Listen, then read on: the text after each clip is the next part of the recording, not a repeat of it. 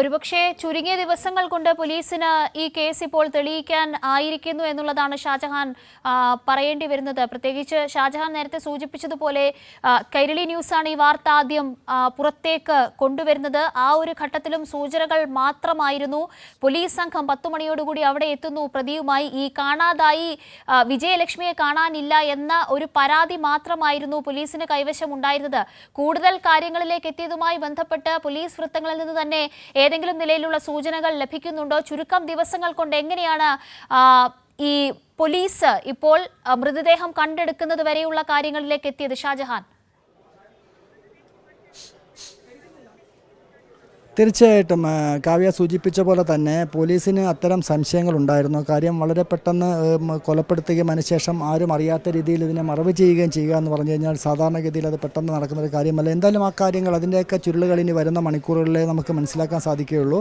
ഇവിടെ വീട്ടിൽ, അതായത് ഇപ്പോൾ ഈ ജയചന്ദ്രൻ താമസിക്കുന്ന വീട്ടിൽ ഭാര്യയും മകളും ഇല്ലാത്ത സമയത്ത് ഈ പെൺകുട്ടിയെ, ഈ സ്ത്രീയെ വിളിച്ചവിടെ വരുത്തുകയും അതിനുശേഷം ഈ സ്ത്രീയുടെ തലക്കടിച്ച് കൊലപ്പെടുത്തുകയുമായിരുന്നു എന്നാണ് പോലീസ് ഇപ്പോൾ നമ്മോട് പങ്കുവയ്ക്കുന്നത്. എന്തായാലും അത് സ്ഥിരീകരിക്കുന്ന കാര്യം തന്നെയാണ് ഇപ്പോൾ പുറത്തു വരുന്നത്.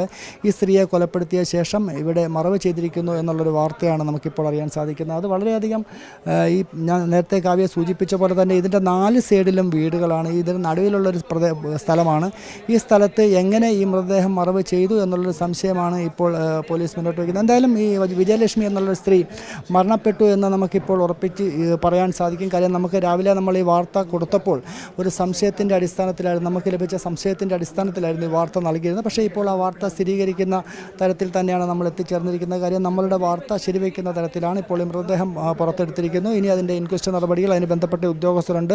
അതിനുശേഷം അത് പോസ്റ്റ്മോർട്ടം നടപടികളിലേക്ക് പോകും. ഏത് തരത്തിലാണ് ഇത് കൊലപ്പെടുത്തിയത് നിലയിലാണ്, സ്ലാബുകൾ ഇട്ട് മൂടിയ നിലയിലാണ് മൃതദേഹം എന്ന നിലയിലുള്ള സൂചനകളൊക്കെയും ഇപ്പോൾ പുറത്തു വരുന്നുണ്ട്. ഇതിന്റെ നിജസ്ഥിതി സംബന്ധിച്ച വിശദാംശങ്ങൾ ലഭിക്കുന്നുണ്ടോ? അത്തരത്തിൽ കോൺക്രീറ്റ് ഇട്ട് മൂടിയ നിലയിലൊന്നും ആയിരുന്നില്ല. സാധാരണഗതിയിൽ ഈ മൃതദേഹം മണൽ നീക്കം ചെയ്ത് അദ്ദേഹം ആദ്യം അത് മറവ് ചെയ്യാൻ ശ്രമിച്ചു. പക്ഷേ അടുത്ത ദിവസം മൃതദേഹത്തിൻ്റെ അവശിഷ്ടം വീണ്ടും പുറത്തു വരുന്നൊരു സാഹചര്യം വന്നപ്പോൾ ഇയാളുടെ വീട് പണി നടത്തിയിരുന്നതിൻ്റെ കുറച്ച് സിമെൻറ്റും അതോടൊപ്പം തന്നെ കുറച്ച് മെറ്റൽ കഷ്ണങ്ങളൊക്കെ ഉണ്ടായിരുന്നു. അതൊക്കെ തന്നെ ഇതിൻ്റെ മുകളിലിട്ട് മൂടുന്ന ഒരു സാഹചര്യമാണ് നമുക്ക് കാണാൻ സാധിച്ചത്. നേരെ മറിച്ച് കോൺക്രീറ്റ് ഇട്ട് സ്ലാബിട്ട് മൂടി ഇത്തരം കാര്യങ്ങളൊക്കെ അടിസ്ഥാനരഹിതമാണ്. അത്തരം വാർത്തകളും അടിസ്ഥാനരഹിതമാണ്.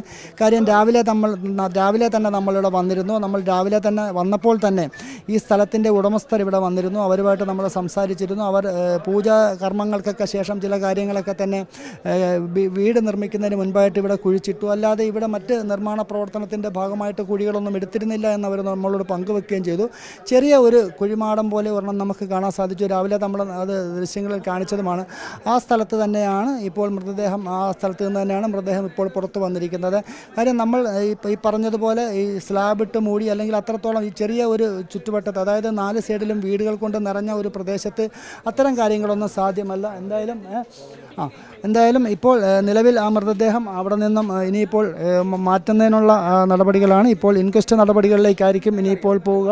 ഇൻക്വസ്റ്റ് നടപടികൾ കഴിഞ്ഞതിന് ശേഷമായിരിക്കും പോസ്റ്റ്മോർട്ടത്തിലേക്ക് പോവുക. ഇപ്പോൾ ഫോറൻസിക് ഉദ്യോഗസ്ഥരും അതോടൊപ്പം തന്നെ മറ്റ് റവന്യൂ ഉദ്യോഗസ്ഥർ, പോലീസ്, അങ്ങനെ വലിയൊരു ഉദ്യോഗസ്ഥർ ഇവിടെയുണ്ട്. മൃതദേഹം നമുക്കിപ്പോൾ കാണിക്കാൻ സാധിക്കില്ല. കാര്യം അത് വളരെ വികൃതമായ നിലയിലാണ്. മാത്രവുമല്ല ഇതിപ്പോൾ 2-3 ദിവസത്തെ പഴക്കമുണ്ട്, വസ്ത്രങ്ങളില്ല. ഇത്തരം കാര്യങ്ങളൊക്കെ കൊണ്ട് തന്നെ പോലീസ് അത് പൂർണ്ണമായിട്ട് നിയന്ത്രിച്ചിരിക്കുകയാണ്. നമുക്കിപ്പോൾ ഈ പരിസരത്തൊക്കെ തന്നെ മാധ്യമങ്ങളും ജനങ്ങളും ഒക്കെ തന്നെ കൂടി നിൽക്കുന്നുണ്ട് എങ്കിൽ പോലും അതൊന്നും കാണിക്കണ്ട എന്നുള്ളൊരു വലിയൊരു ജനാവലി നമുക്കും ദൃശ്യങ്ങളിൽ കാണാൻ കഴിയുന്നുണ്ടായിരുന്നു. ഷാജഹാൻ, ഈ സംഭവത്തിന് വിശദാംശങ്ങൾ അറിഞ്ഞതു മുതൽ ആ നാട് മുഴുവൻ ഈ ഒരു ഞെട്ടലോടുകൂടി വാർത്ത കേൾക്കുന്ന ഒരു സ്ഥിതി തന്നെയായിരുന്നു. ഷാജഹാൻ നേരത്തെ സൂചിപ്പിച്ചു, ഈ സ്ഥലത്തിന്റെ ഉടമകൾ എത്തിയിട്ടുണ്ടായിരുന്നു. അവർ നമ്മളോടും സംസാരിച്ചിരുന്നു. ജയചന്ദ്രൻ ഈ സ്ഥലവുമായുള്ള ബന്ധം, പരിചയമൊക്കെ എങ്ങനെയാണ്?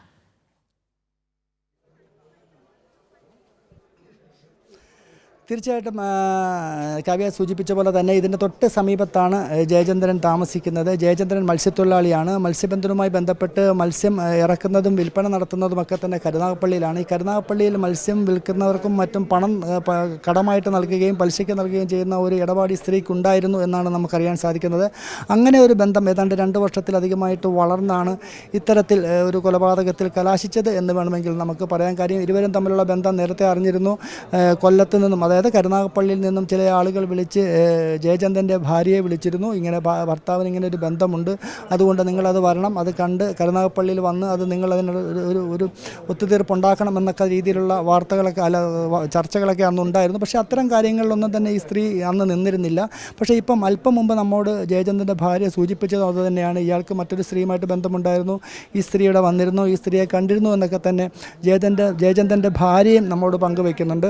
എന്തായാലും ഇതൊരു കൊലപാതകത്തിൽ തീരും എന്ന് നമ്മൾ ഒരിക്കലും പ്രതീക്ഷിച്ചില്ല. കാരണം ഇരുവരും തമ്മിലുള്ള ബന്ധം സാമ്പത്തിക ഇടപാടുകളായിരിക്കാം, അതല്ലെങ്കിൽ മറ്റെന്തെങ്കിലും പ്രശ്നങ്ങളായിരിക്കാം.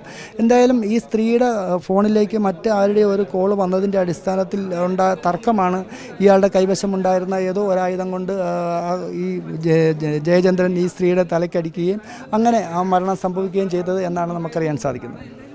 ഫോറൻസിക് പരിശോധന, DNA പരിശോധന അടക്കമുള്ളവ ഒരുപക്ഷെ ഉടൻ തന്നെ ഉണ്ടാകാനുള്ള സാധ്യതയുണ്ടല്ലോ. സ്ഥിരീകരിക്കണം, സാങ്കേതികമായ നടപടിക്രമങ്ങളൊക്കെയും അവിടെ ഉണ്ടെങ്കിൽ പോലും പോലീസിൽ ഈ ഒരു വിഷയത്തിലേക്ക് അല്ലെങ്കിൽ വിജയലക്ഷ്മിയുടെ മൃതദേഹം കണ്ടെത്തുന്നതിലേക്ക് എത്താൻ ഏറ്റവും നിർണായകമായത് ഫോണുമായി ബന്ധപ്പെട്ട വിവരങ്ങളാണ് എന്ന സൂചനകളുണ്ട്. ഫോൺ ലൊക്കേഷൻ കേന്ദ്രീകരിച്ച് വിജയലക്ഷ്മിയുടെ ഫോണിന്റെ ടവർ ലൊക്കേഷൻ കേന്ദ്രീകരിച്ചുള്ള അന്വേഷണം, അവസാനമായി ഫോൺ ഉണ്ടായിരുന്നത്, ഉപയോഗിച്ചിരുന്നത് എവിടെയാണ് എന്നുള്ളതുമായി ബന്ധപ്പെട്ട സൂചനകളായിരുന്നോ ഈ കേസ് അന്വേഷണത്തിൽ ഏറ്റവും നിർണായകമായത് ഷാജഹാൻ?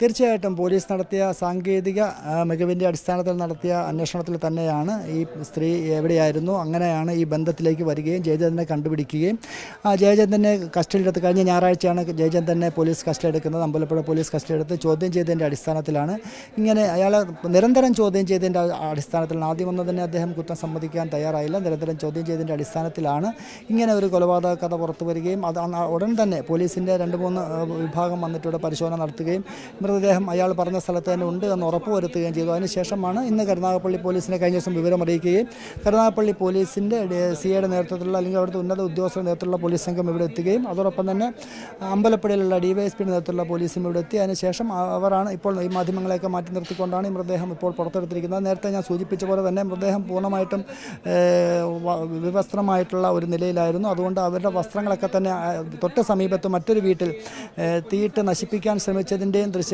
നമ്മൾ രാവിലെ കാണിച്ചിരുന്നു. ഇപ്പോൾ ഈ പൂർണ്ണമായിട്ടും വസ്ത്രങ്ങളില്ലാത്തൊരു നിലയിലാണ് ഈ മൃതദേഹം ഇപ്പോൾ പുറത്തെടുത്തിരിക്കുന്നത്.